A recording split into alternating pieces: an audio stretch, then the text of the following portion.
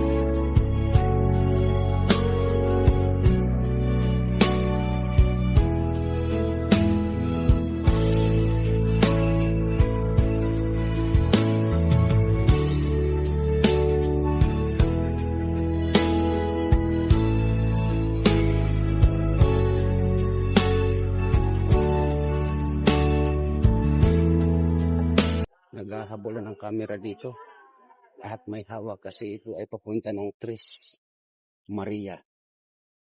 Yan nga po ang mga video niya po or nila ay mapapanood sa mga vlogs ni Kalingap Rab.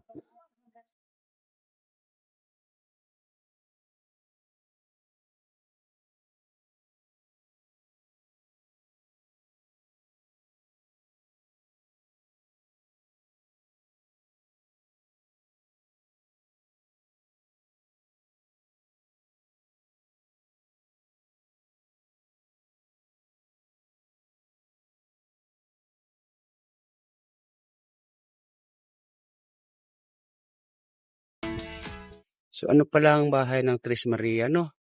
Ang ganda, ano? At mismong sa gilid siya ng kalsada. Yan, no? Ang ganda, oh. Wow, swerte ng Tres Maria pala talaga sa bahay na to, no? Ayan, oh. Yan, oh. Ang gandang bahay, oh.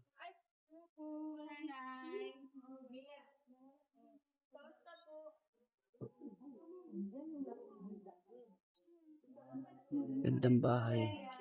No, MK, no? Ha? Ilang times ka na nakapunta rito? Pangalawang. 2 times na. Ganda ng pwesto nila, no? Masali kami ha. Tsaka ang laking bahay. Kaya maglalaro ako. Ikaw mo na rin. Walang gusto. Ano lang? Bakit ganun? No. Ayun, makikilaro din siya. Ayun, oh. Uy, ako naman. Oh. Sinong kakampi ko? Ito, si pahawak mo yung camera ko. Naglalaro daw sila. Hawak daw. O yung mga gurang na ano, mga vlogger ng Kalingap, ayan. Walang magawa sa buhay, ano. Ayan, oh. So habang nandito po kami sa bahay ng Tres Maria, no. Ayan, yung mga dalaga pa ba itong mga to? Ayan, oh. Oh. Namiss ko tong laro. No.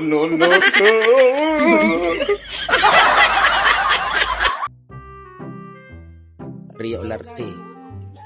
Pataas. Ayan, pataas. Bayaran niyo yung mga bata, ah. Oh, diba? Anja! Grabe. Kayang-kaya pa ng katawan ni Rhea Olarte, no? Oo, ayan na. Yes! Oo, galing. Baka sasali si Kuya.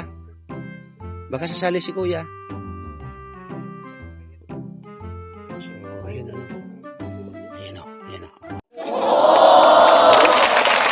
Uy, grabe naman. Kayang-kaya pa pala. Masakit sa binti. Nako. Ay, yan. Sign. Sign yan. Tama na po. So, yun nga po ay dinumog din sa mga kasama na. Ang dami nila. Or ang dami namin. So, yun nga ulitin ko ay napakaganda ng bahay ng Tres Maria dito. Mga kalingap, mga kaibigan. Ganda ng area nila, oh. Diba? Saka ang laki ng bahay. Oh. Saka maganda yung nila. Kinalalagyan na lugar. So, hindi sa sulok, hindi naman masyadong as in na sa kalsada, no? Yan.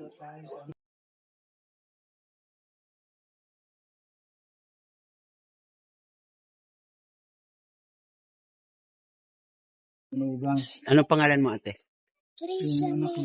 Tricia May, ilang taon? 11 years old. Ilan sila nakatira dyan lahat? Ay, ano na po, yung ina niya. Itong mga nakatira dito, Sila kilala mo ba mga pangalan nila? Anong pangalan nila? Si Bea, si Militay, si Chris, si Rian. picturean ko kayo, ha? Okay. Yun kasi ng bahay. So sila, mga nag-aaral? Anong grade ka sa ngayon? Si Bea po. Hindi, ikaw. Ay, okay lang. Grade 5. So, ang mga nakatira dito, Ay, meron pang... ito kasi ay tinatawag na Tres Maria. Galing sa ano? Meron ka bang classmate sa isa sa kanila? Anong pangalan? Galing sa barangay. Sa pagkakaalam mo, ilang taon na si Bea? Sa tingin mo? Di ba sila ay mga dalaga na tama? Gulo dito. Pero, kumbaga late sila na nag-aral. Sa palagay mo sila ay mga mahiyain na mga dalaga. 18 na daw, 18. Okay. Si Bea, So sa ngayon, okay na sila sa school nila. 16 lang yan. 16? Mahiyain pa rin. May Pero yan. ang pag-aaral nila ay tuloy-tuloy naman. Minsan po nag-a-absent po. Minsan nag-absent. So ikaw, nag-absent ka rin? Minsan lang. Minsan lang. Yung asawa niya, yung anak So, mo. ate, anong pangalan ni ate? Aliyah Jane po. Ha? Aliyah Jane po. Aliyah Jane. Ilang taon? 9 Nag-aaral? Anong grade? Grade 4. So sa nakatira sa bahay na to, ito kasi ay tinatawag na Tres Maria. Anong pagka... Meron ka bang kilala sa kanila na nag-aaral? Pamilya, mabait ba sila? Anong pangalan? Si Bea po kasi. Ibig sabihin, nakipag-usap na rin sila. Okay. So, saan sila nag-aaral? Mahihain sila. Diyan po sa Bea Pero po. ngayon, Ikaw, saan nag-aaral naman? Doon din po sa Bea po. Okay. So, ilang taon ka na nga? 9 po. Grade 9. Sa kanilang tatlo, buti wala. Grade 4 ka naman. Sa kanilang tatlo, wala kang classmate or ka-klase. Meron. So, dalaga na. Kami. Mga sa palagay mo, mga ilang taon? Pag pumasay kami diyan, Uy, sinatanong kayo, sumabat ka. 14 yata. 14. So medyo na-delay sila ng pag-aaral. Klase niya. Ngayon, kaklase mo, mahihain ba sila sa school? sa klase Minsan ni... po nakikipagtawanan sa amin. Minsan po nakatungalan. Minsan nakikipagtawanan sa inyo, minsan tahimik lang siya. Okay. Maliit na yan. So, Itong isa. buti hindi naman sila nag-absent sa school. Ayun. Hindi sila nag-absent sa school. Minsan po lang. Minsan lang. So, Sayo ng pamilya nito. nag-aaral na pala sila sa ngayon. So, ang isa, anong pangalan ulit ng classmate mo? Ate Melissa. Melissa. Okay. So, ano yung uli yung pangalan ng classmate mo sa Tres Maria? Si Bea. Yan. So, yun mga kalingap, mga kaibigan, nakakuha tayo ng kwento Hindi po. sa Tres Maria, dahil sa mga batang ito, May first year niya. Ayan, Kwentuhan tayo, Nay, kasi first time ko dito sa, Pabrika. anong lugar to, Nanay? Pabrika. Pabrika. Barangay Pabrika, San Vicente. Pero ano yung nakakasakop ng San Vicente, Nanay? Ay, dait po. Dait. So ngayon nanay, first time ko kasi dito kasi Oo. ako ay ambassador ng Donsol Sorsogon, ano? Sursugun. Opo, medyo malayo po yung aking pinanggalingan. So first time ko na nakadalaw dito sa barangay na to, na yun nga ay Barangay Pabrika. Barangay Pabrika. Okay, so dito po ay may nakatira na yung tinatawag na Tres Maria. Oo. O ito pong bahay na to, yan. Kapit-bahay naman. Opo. Sa pagkakalam nyo nanay, ang nakatira dyan sa bahay na yan, mga ano sila? Okay naman. I mean, ano yung ano nila? Yung Binablog po ba sila or ano? binablog sila. Sino po ang nagbablog sa kanila? Si Kuya Ram. Si Kalinga Kalingap. Prab. Si Kalinga Prab. Okay. So, dati po silang nakatira talaga dyan. Ay, hindi. Saan po sila nakatira? Sa Barangay Asdum sila, sa bundok. Sa bundok. Sa bundok sila. Sa Barangay Asdum bundok sila. So, itong Tres Maria na to, nanay, maliban sa tinawag silang Tres Maria, siyempre, ibig sabihin, Tres Maria, tatlong magkakapatid na babae. So, maliban doon, may kapatid pa silang iba. Lalaki. Lalaki. Mayroong bunsong lalaki sila. Okay. So, ang kapatid nilang isa ay lalaki. So, apat sila mga kapatid. Oo, apat sila. Okay, nanay. So, ganito nanay, tanong ko sa inyo. Yung nakalipat po sila dito sa bahay na to na magandang bahay. Sa ngayon po, ano yung status ng sitwasyon nila? Okay naman sila. Mababait naman. Nakikipag-usap-usap naman na sila ngayon. Dahil hindi katulad ng nila sabi nila, hindi daw nakikipag-usap. Ngayon na makikisalamuhan naman, palagi sila dito sa amin. Kasi sila walang kuryente, tinanggalan na sila ng kuryente. Wala na silang kuryente kasi nasabog daw. Kaya wala na yan. Dito sila na-charge sa amin ng cellphone nila. Okay. Wala na silang kuryente ngayon. Dito na sila na-charge ng cellphone nila sa amin. Kaya alam ko, nakikipag-usap naman na yung mga yan. Papunta, palagi sila dito. So, dati, Sabi nila, hindi daw nakikipag-usap kasi mahihain. mahiyain. Dahil sa mahiyain sila, kaya ganun yung nagiging nila, hindi sila nakikipagkwentuhan sa mga alam nilang hindi nila kakilala. Ano? Ay, nakikipagkwentuhan naman yan dito sa amin. So, sa ngayon ay okay na Oo, pati nakikipagkwentuhan. mga bata, yan dito, nakikisalumuhan dito. So, yun po ang kinagandahan nanay sa ng team Kalingap kasi ang pagkakaalam nyo nga ay galing ito sa bundok ng mga ito, no, Tres Maria na to, na ito ay mga dating mahiyain, hirap sila sa buhay. Ngayon, ito na, mayroon na silang magandang bahay at ngayon nga ay nagsisipag-aral na sila. Ano? Oo. So, ano pong pagkakaalam ninyo mga grade ng mga to? Ang isa yata, lahat yan ay kaklase ng apo ko ay. Ay, yung lalaki, grade 2, dalawang kaklase ng apo ko. Ay, dalawang grade 2 sa kanila, yung pinakapanganay. Tapos yung lalaki, na bunso nila, grade 2. Tapos yung isa, grade 4 at saka grade 5. Lahat yan mga kaklase ng apo ko. So, ibig sabihin, nanay, itong Tres Maria na to, kasi, yun nga, lagi naman na may napapanood ito na ito ay mga halos dalaga na or mga dalaginding na ano.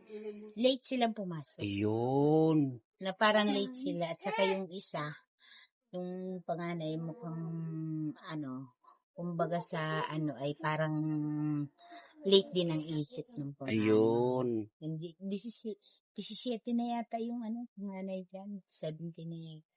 So, ito yung pinakamaganda nanay sa Team Kalingap, ano, kasi yung mga ganito, ulitin ko, mga ganitong pamilya or mga natatagpuan, ay talagang as in tinutulungan, lalong-lalo na sa kanilang mga pag-aaral.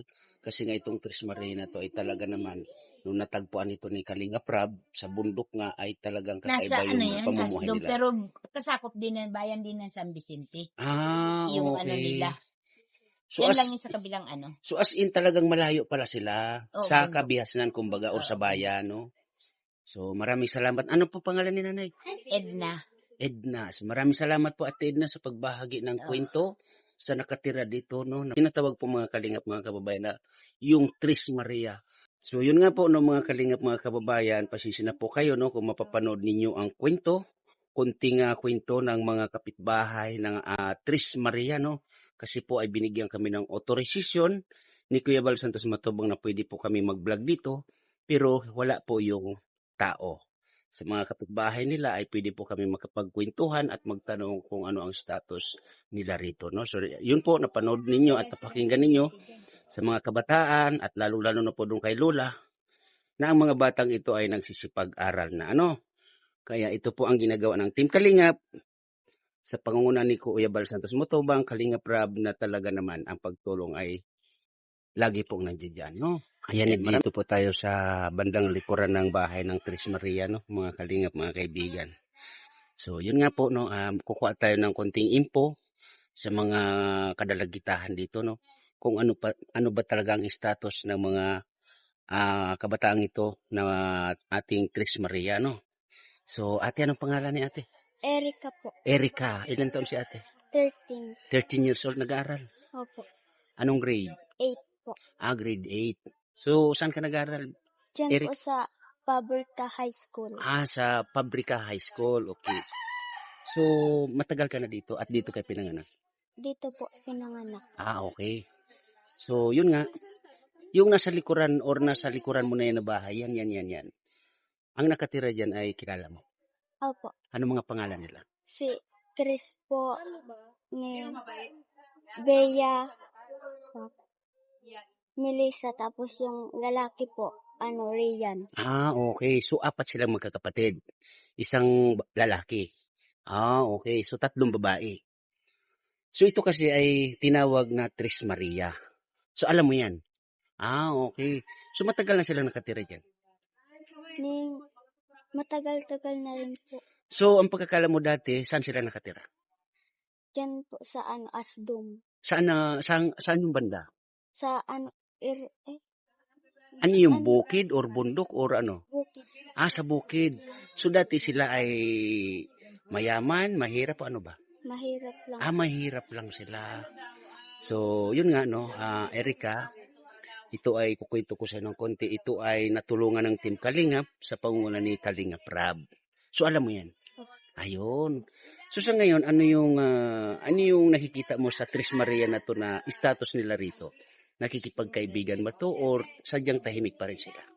Nakikipagkaibigan na po sila. So, dito sa Tres Maria na to, meron kang kaibigan? Opo, silang 4 po. Silang 4. So, ayos pala, kasi hindi na sila yung katulad dati na talagang as in halos hindi umiimik, wala nga halos kakilala, So, ngayon, mayroon na pala silang kaibigan na kayo magkakapitbahay. Ayun. So, ganun lang, Erika, maraming salamat sa pakikipagkwentuhan at nagbigay ng konting info or status ng ating Tres Maria, Tuloy-tuloy ka lang sa pag-aaral mo, ha? Yan. Kaibiganin mo sila, ha? Yan. Salamat.